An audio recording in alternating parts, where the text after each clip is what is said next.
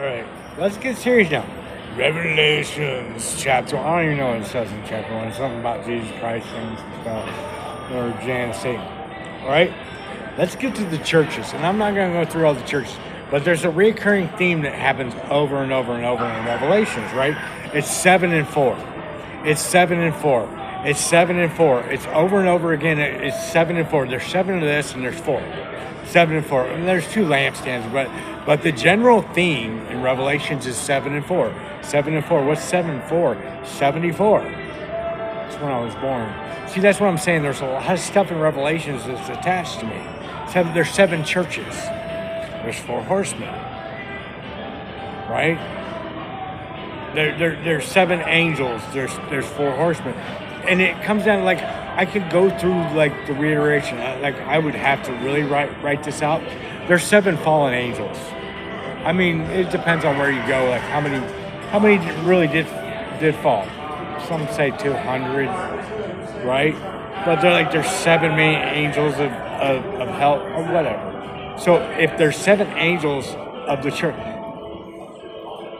because if they get cast out of heaven, they're not in heaven.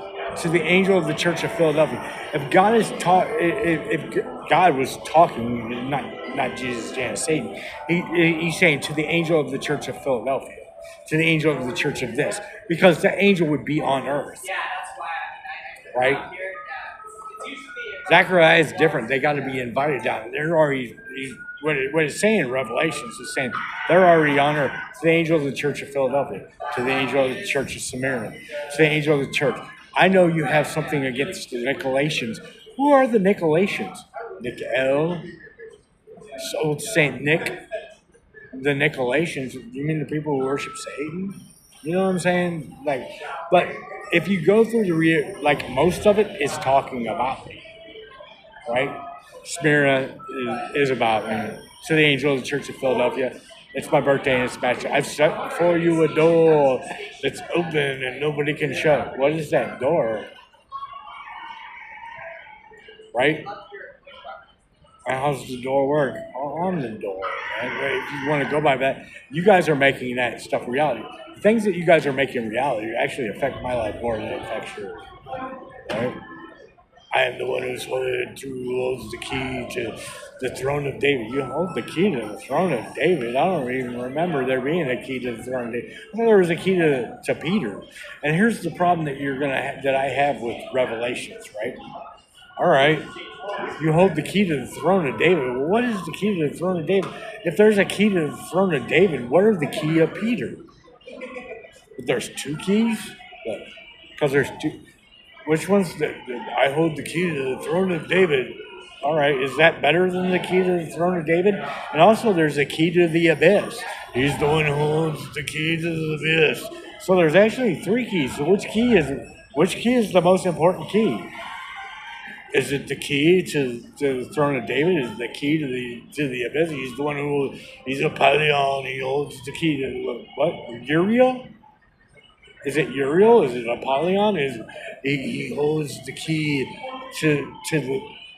Okay, well, I thought that the key of Peter, whatever was loosed on this earth, you could loose in heaven. What, there's a key to David too? Does that supersede the key to Peter? Which key is more important?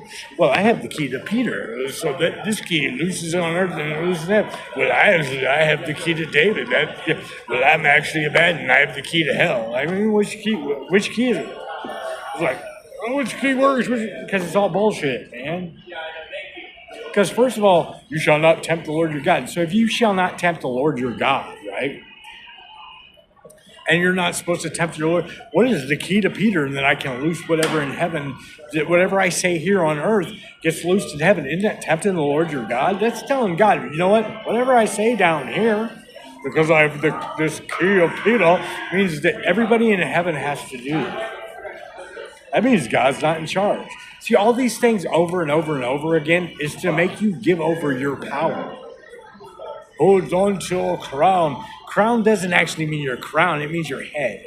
It means once you give up your soul and your head, it means he can take control of you. And he can use you and manipulate you within this other spirit and not the spirit of God, because you've given up your crown. Jack and Jill went up the hill. They fell down. Jack fell down, and it's about Adam and Eve. Jack fell down and broke his crown, and Jill came tumbling after. They get thrown out. They get thrown out of.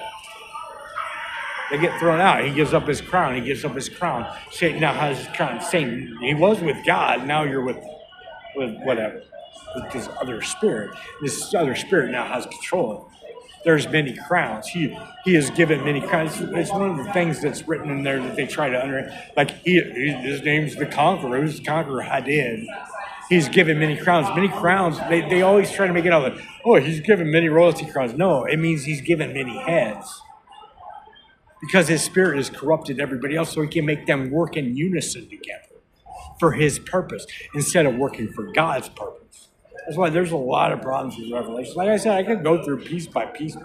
That's one reiteration of it. I can change it, right? But that's what he's made you guys believe in. You guys don't even know what you're believing. It's like, Jesus is the conqueror. Okay, well, when you say Jesus is the conqueror, what you guys are actually going on, he's Hadid. Because what is Hadid Baal? He's called the conqueror. That's what you're actually saying. And what else is he called? The Lord. So that's actually what you're doing. Like, that's the thing. The problem is that, like, okay, and these things match up because Revelation 3:7, my birthday, 11/26, to the angel of the church of Philadelphia. Philadelphia is not in Asia Minor. Philadelphia is in America. It's the capital of the United States of America. The Church of Philadelphia is America, right? I'm the one who's holy and true. I have the key. And the reason that he puts that in is because when Hudson comes over, actually New Amsterdam, Yehuda, no, actually, that's not it. Actually, I have the key to the throne of Judah. And he actually doesn't. I have the key. I'm not the key. I'm actually the David.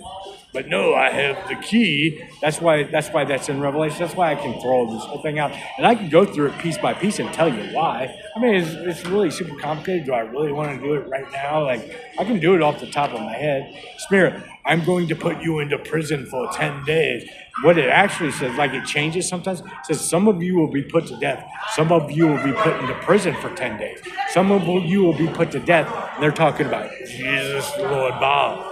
So when he puts that in there and he says some of you will be put into prison for 10 days, and then they put me into prison for 10 days, which should be over, right? He's saying some of you, because what is the sum of you, right?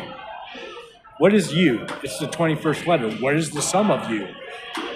Let's add it up. 2 plus 1 equals 3. 1 plus 2 equals 3.